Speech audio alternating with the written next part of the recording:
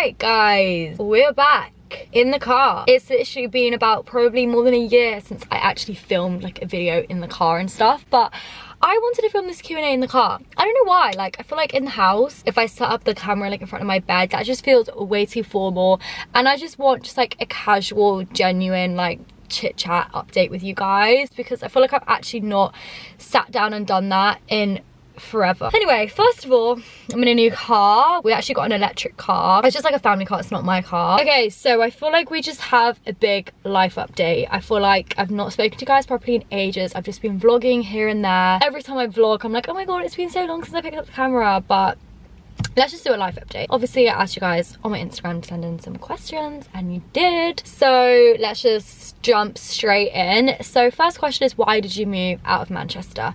So if you've been following me on TikTok and my Instagram, actually not even on my Instagram really, if you've been following me on my TikTok, it's the only place I've addressed it so far. And yes, I have moved out of Manchester. Me and Nicole both have. First of all, let's just shut down any rumours that can happen. They're like, you and Nicole fell out. Nothing has happened at all. Like, we're literally fine. We both came to this decision together. It was a mutual thing, and we both were kind of in the same headspace with how we were feeling. So basically, to cut a long story short, is we finished uni last July. So I think we graduated in July, and that's when our tenancy for our last flat ran out. We weren't really sure what we wanted to do after, but we were like, let's just stay another year in Manchester. Like, we don't really want to move back home yet and then figure stuff out. So we signed another 1-year lease for a new flat, which love that flat, by the way. Literally miss it so much. It was such a nice flat. When we moved to that flat, I just suddenly became so busy. Like, I feel like my life was always busy before, even when I was at uni, but I think because my like influencing and job has taken off and everything, like I was just everywhere, anywhere, at any point. Like, I really wasn't in Manchester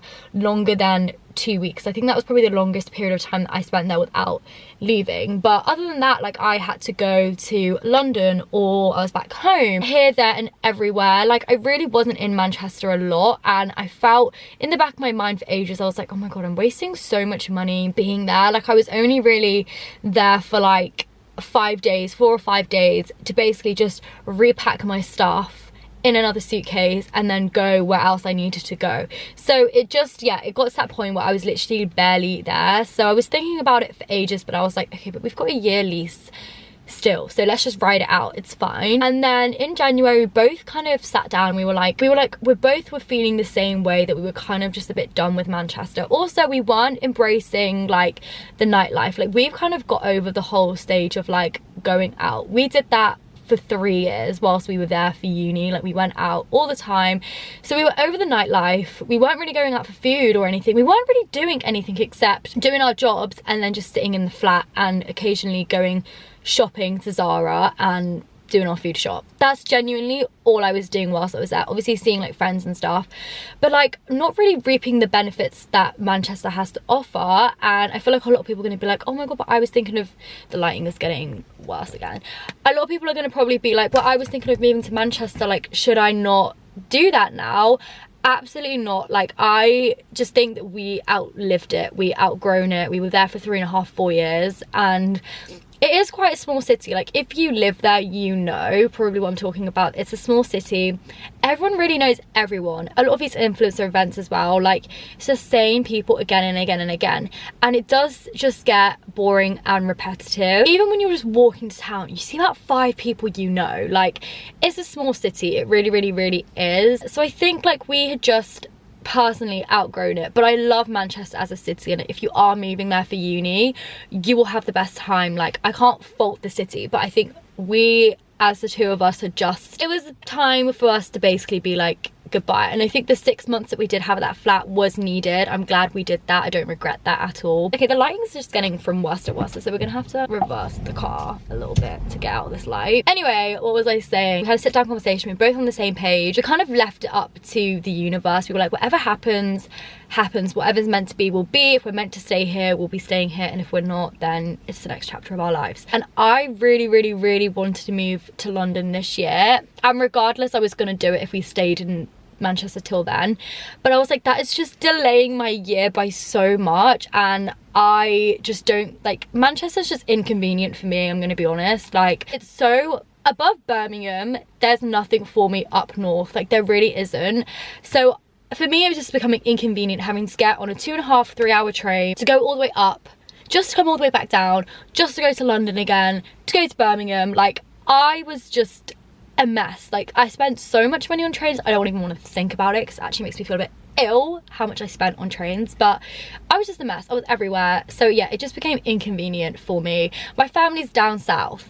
Everything for me is south. Do you know what I mean? So yeah, it all happened very, very fast, as you can imagine. Like, I literally got back from Paris and it was like, okay, we've got a decision from the landlord, you guys can move out. So I had to very quickly pack up all my stuff and move out of the flat, which I've done. So I've now moved back home. So anyway, this leads on to the next question, which is, what's your plans for now? So I am back home, as you can probably tell. So I am gonna be back home for a good couple of months and just figure it out. Like, I actually just want to feel settled in one place for a good couple of months. I think I need it. Also, we're going to India next week for 2 weeks, so I'm at home for right now. But my plan is that I do want to move to London, hopefully before the summer, and I will be moving in with my sister, which will be interesting. We've never lived outside of like home before together. So yeah, anyway, living with my sister. She already lives in London, but we'll get like a flat together. So that's the plans basically. London has been calling my name for about 1.5 years now, maybe even longer, 2 years. I always knew that that's what I basically wanted to end up. Manchester was a really good stepping stone into like the city life and stuff, but London has always been my calling.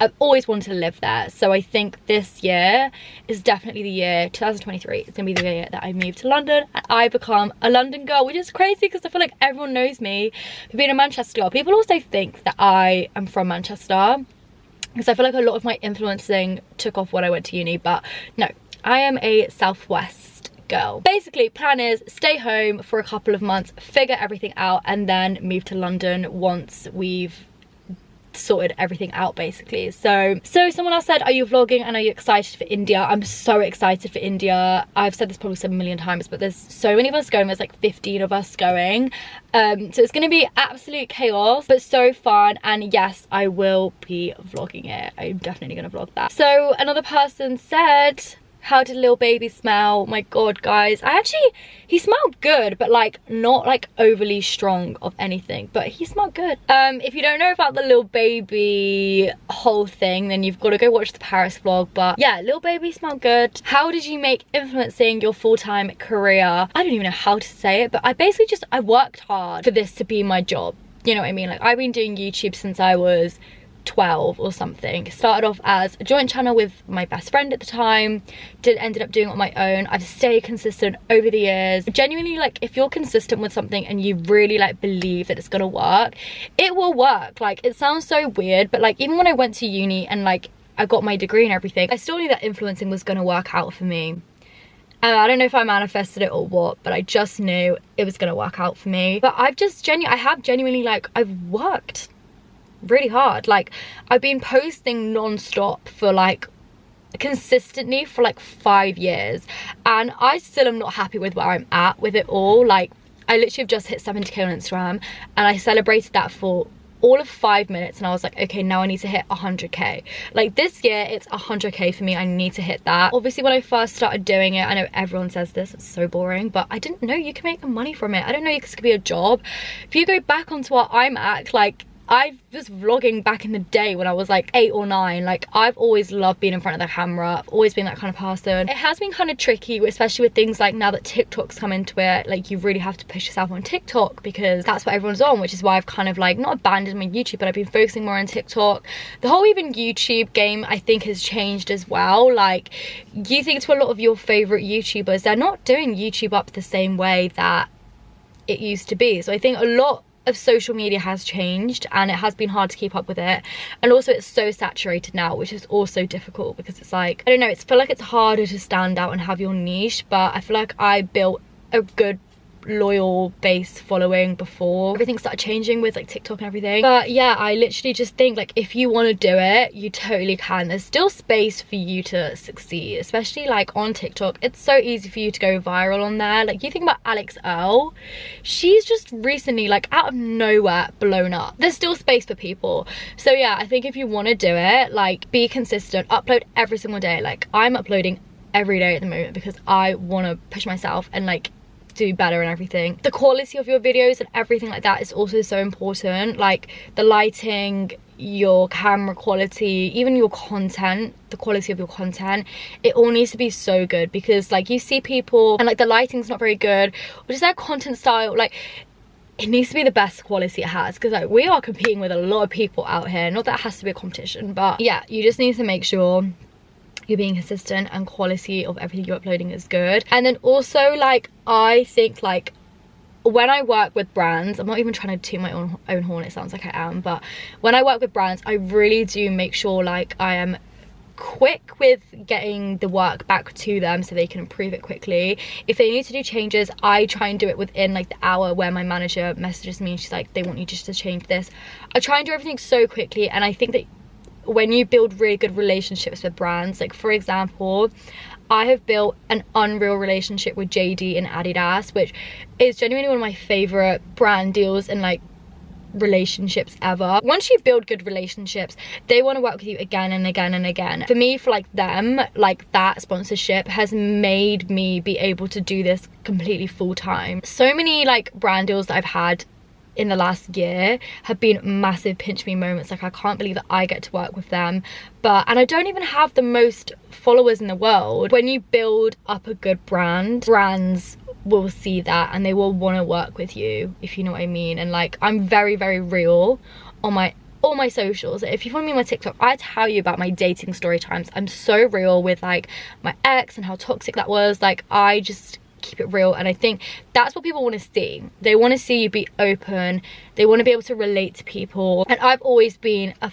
fucking chatterbox and an open book anyway, so for me it's like nothing new. But yeah, I don't really know what else to say. Someone said, are you still single? What's your relationship situation like at the moment?